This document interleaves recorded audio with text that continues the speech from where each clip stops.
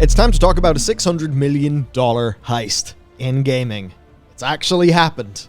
Wonderful. Wow, this is such a story. So, Axie Infinity is a game that at one point had 2 million daily active users.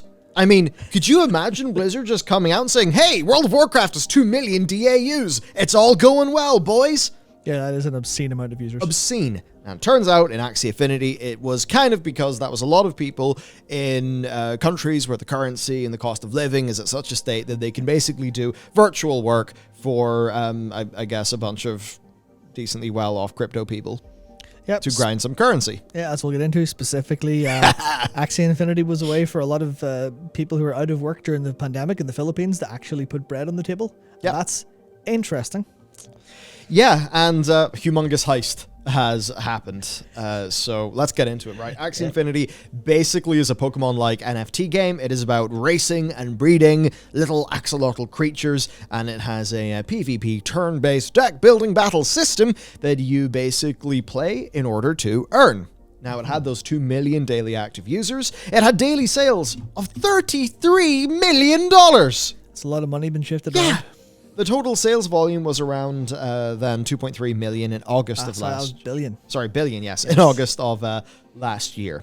They had really, I mean, the capital that they had actually raised themselves for the business was massive. And this week, they've had 600 million USD worth of Ethereum and USDC stolen from the Ronin blockchain. So 173,600 ETH. And 25.5 million USDC. Insane. Ow. Ouch. Yep. Insane. And that's the thing where that's not the money that belongs to the developers. That's the money that's on the blockchain that belongs to the users. That's basically, it's almost as if that was the bank that was broken into and all that money is now just gone. So, and it's like, that wasn't stolen from one source. That was a ton of transactions from across the entire blockchain, all siphoned into one account that went, and we'll take that out, and away we go. This is utterly brutal. Yeah. The investors in this company must feel very silly right now. Almost certainly. The weakest part, of course, in any system is the people when it comes to security. You know, you could spend a lot of time trying to crack the code, or you could just do some social engineering. Right? It's always the human element that is the weakest. So in November, there was a massive user growth of Axie Infinity. That meant that the devs, Sky Mavis, needed the ability to sign transactions themselves, so they got access to another validator.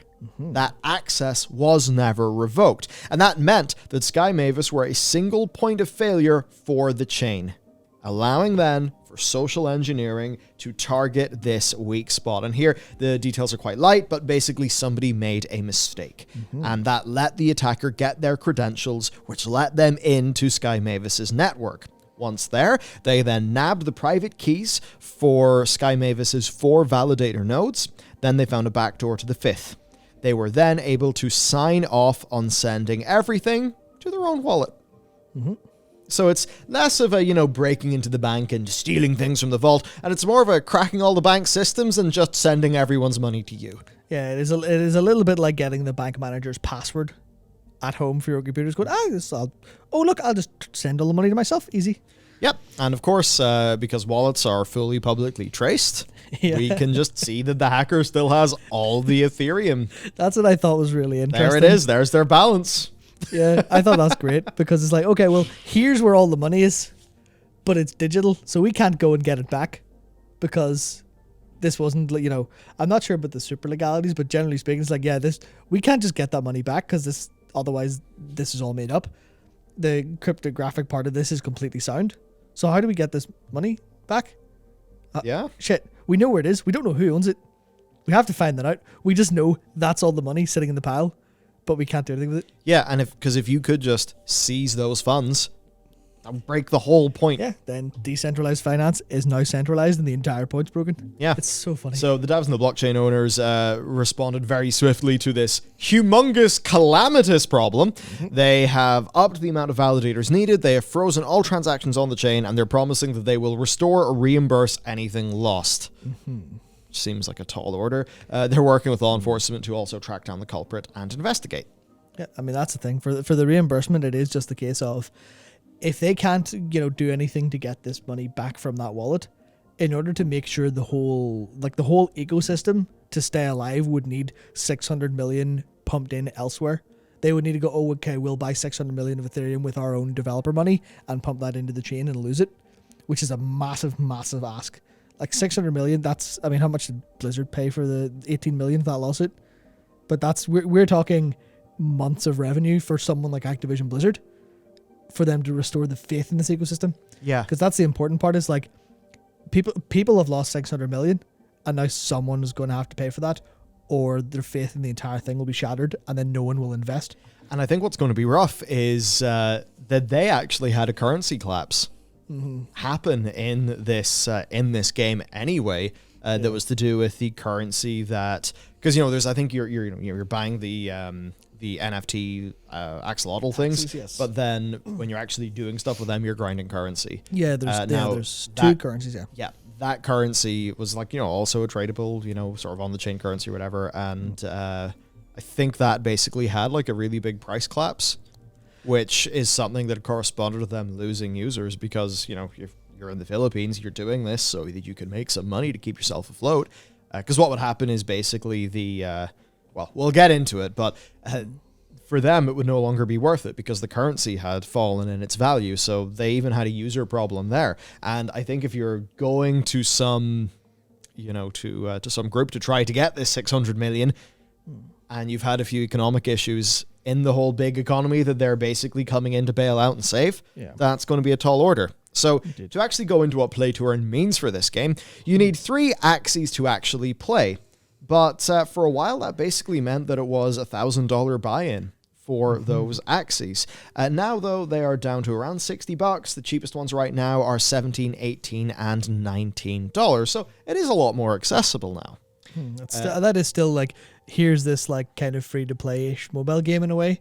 But you have to, because of the investment, you have to do like a $60 buy-in, which I thought was interesting that it like normalized down to, $60. That's what a game costs. Yeah, it's kind of funny. Like, how many versions of, crypto Neopets are we going to get? So here, right, it's all a breeding system. And they're genuinely like these, new, unique bred Axies from the parent Axies. So they are real, genuinely bred axolotls. The breed counts basically shows how many children that they've had, with a maximum of 7. Breeding them costs AXS and Smooth Love Potions. Now, these are 2 types of currency. Now, the Smooth Love Potions, which we'll just call SLP from now on, those you get them by winning PvP games. And then the higher your MMR is, the more SLP that you'll actually win. That's where the earning comes from. Yeah. Now, the axolotls themselves, they have stats, they have body parts which influence stats, and they have types. So essentially, any real value, is going to be based on the game balance and the meta, right? So, imagine you're trying to basically pay for a meta Pokemon, and if you can, breed a Pokemon that ends up being a meta Pokemon, then this is going to be, some good value you've generated for yourself. You can either go and sell it on the marketplace because people are looking for the kind of Axies that will win in the current like PvP meta, or if obviously it's not just pure based on stats, you do have to like actually play the game. It is like strategic and stuff. You can lose with great Axies, but do you want to keep it for yourself and try to win loads of SLP? Because now you're able to win more than you can lose, you can earn faster, or do you sell it to someone who wants to do that for you? Yeah. And what's funny then is there's Axie Zone, and it will generate a meta score that will calculate basically the meta potential of the Axie that you've got. And now they do have a disclaimer that says, please do not use the meta score as a basis for financial decisions. So, I mean, they're just like, we wash our hands of this shit. But that said, right, how do all these people in the Philippines afford these, at one point, $1,000 Axies? Well, turns out that just like being, maybe the 15-year-old playing RuneScape, who is the mining kingpin with a whole bunch of literal children down in the mines for them, supplying them with coal. A little bit of that is happening here, right? Yep. So there's a manager and scholar system, which basically is digital landlords, okay? So if you have Axies that you're not using, you can be a manager. Basically, that means you let other people use your Axies and you get 40% of the earnings. And of course, there is a third-party tool to track your scholars. And it's quite fun. Check the average for each scholar and notice when someone is performing low with our indicators. So, you know, do you know what this reminds me of? It reminds me a little bit of Frank Reynolds. And all of his talk of, you know, running the sweatshops in the Philippines and stuff. That's exactly what or it is. Vietnam, where that was Vietnam for Frank. But basically, that's what it's like. It's like, hey, I'm going to buy a bunch of axolotls. All right, there's a bunch of people in the Philippines. You know, the 60% of the SLP generated, they can sell that, and that'll be enough for them to earn their keep. Which, you know, in some cases for them in the past, I think probably would have been a real nice quantity of money that would have helped people out of genuine poverty situations. Yep, definitely. And there you go. A bit of a crazy system. It's like, hey, let's just invent an economy. We all agree it's worth something.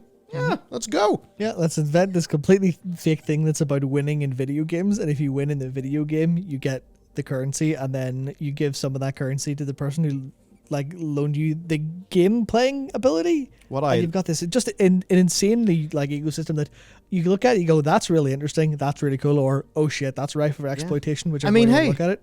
Imagine if instead of crypto mining running on a bunch of GPUs or ASICs, it was just running on people in the Philippines. You know, and great, we have some almost Warhammer 40k-like situation. Wonderful. That's literally what it is. Yes, isn't this a great thing we're generating for planet Earth? Absolutely wonderful. Oh my god, yep. Now, for the reality then of play to earn, this is what's great. So there's a documentary on play to earn that effectively is glamorizing the whole ecosystem. Yeah, I will say this is literally from a channel called Play to Earn. Yeah. And it's very much, they wear their heart on their sleeve that they're promoting this. Absolutely. Yeah, so this is their doc, NFT gaming in the Philippines. In the Philippines, there are a lot of people who farmed the game to earn, to earn the crypto, positioned as a way for those on the poverty line to put food on the table, especially during COVID. And, you know, in fairness, like, yeah, that's definitely great for those people. I mean, what if there's nothing else that they can do, or, you know, the other things they, you know, could do are not going to be as good conditions or anything like that. Yeah, I mean, there was, especially, I think the documentary goes in to say there were like 7.3 million physical jobs lost throughout that, and there was like a lot of it was focused on this like one street where like one dude who was pretty savvy in games was like a big MMO gamer, and then found this, went, oh shit, I can make money, and then basically told everyone else on the street, listen, we can just make money by doing this.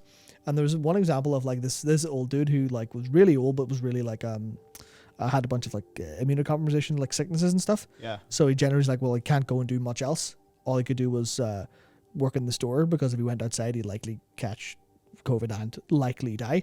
So he's like, okay, well, just play Axie Infinity. And no one's coming into the shop, obviously, because no one's going outside. So instead of making money in the shop, he would sit in the shop and just win Axie Infinity games all day. And this man must have been like 50, 60 or something like that.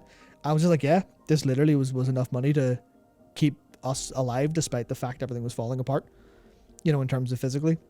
And in terms of the money actually generated, there was one, I think he was maybe in his early 20s, was saying jobs that I was looking for that I would get would maybe pay around $200 a month. But I applied basically like what I would do in this job, because he was like a college educated young man. He's like, okay, well, I'll just treat this really seriously. Got some, he got some Axies from the people who on that street first started playing it. They loaned it out to him, and he's like, okay, sweet. I don't think it was through this system that like with the 40-60 cut, but basically they just bought in for him, and he was earning like $300 a month, I think, which was 50% up on what he would have got from an actual job, which is to show how like the economic difference is. But it did make a serious difference to him being able to just use this decentralized, unregulated system to just take money from people who were, you know, happy to spend it to them. Yeah, I mean, whenever we did our investigation into boosting World of Warcraft, one of the things we uncovered is people who could genuinely earn enough gold that when they sell it via RMT, it is, in some cases, significantly above the minimum wage in their country. Yep, absolutely. Which that's Eastern Europe as well. Yeah, and that's the sort of thing, like, look, me as a kid, I would have done this shit. Damn straight, yeah. Absolutely. Damn straight. Yeah. So it's interesting. Now, an investor said the attraction of play-to-earn gaming is getting people to learn about crypto, and this is the key to unlocking crypto adoption at scale. Which is, I certainly saw that line and went, I feel like you're definitely going, well, here's a load of extremely poor people who can play games and make money off it. This is our key to scale. I'm thinking, that doesn't seem to be the best way to start your crypto revolution, but maybe. Yeah, it doesn't seem like the best way, and then I also think of like the genuine value And it's like, are we all just sort of toiling away at stuff that's fake?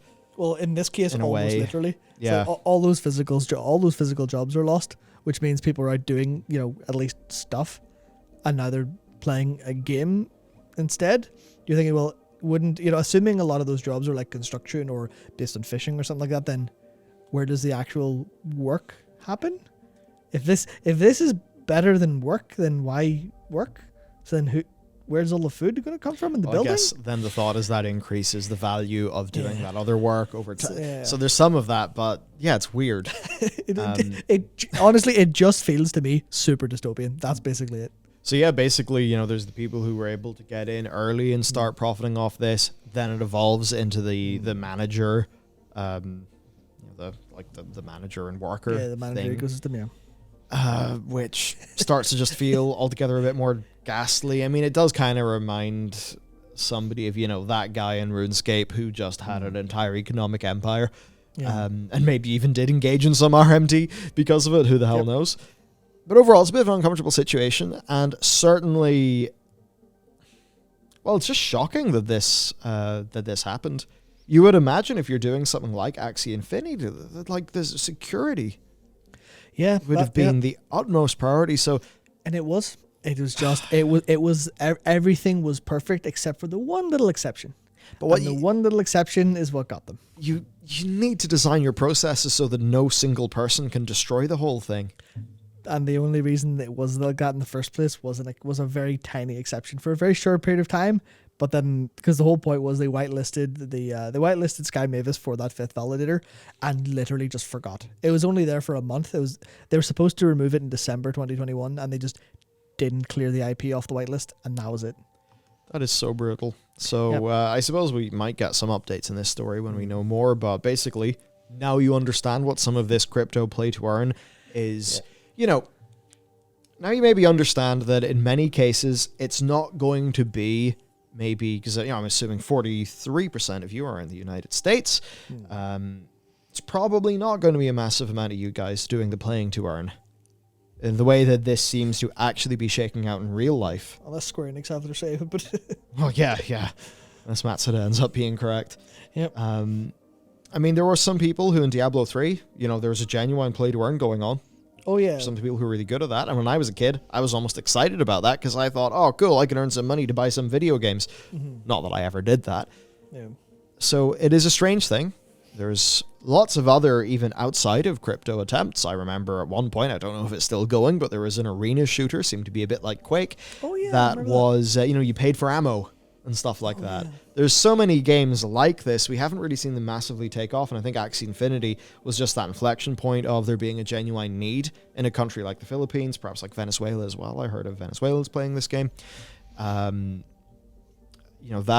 intersecting with crypto, which then, of course, meant that it was perfectly positioned to, do well in the fundraising side, and I think that's just why all this got inflated to the point where now, boom, pops, big thing happens, and it's a big story. Yep, and it's I think quite fascinating. Yeah, I think from a kind of core gamer perspective, obviously I think this is interesting in like kind of the tech and industry kind of world.